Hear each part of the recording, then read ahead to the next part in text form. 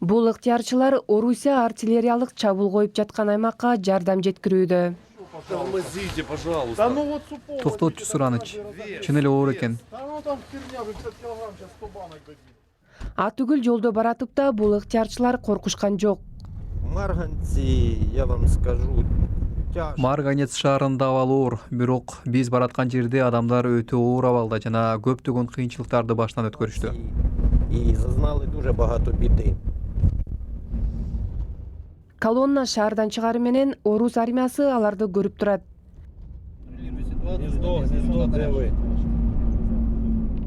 Качан аткылоо болоору белгисиз. Көп өтпөй жакын жерде артиллериялык аткылоо болгонун айтышты.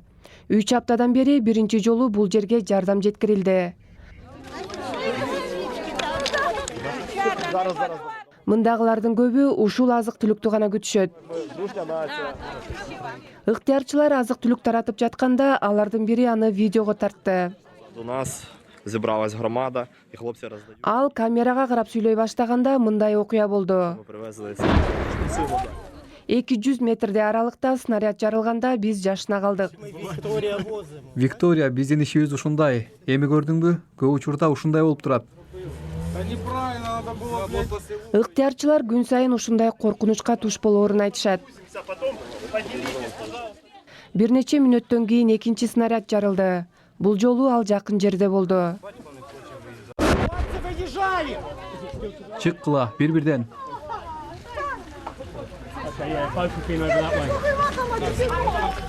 Бул жак менен журка.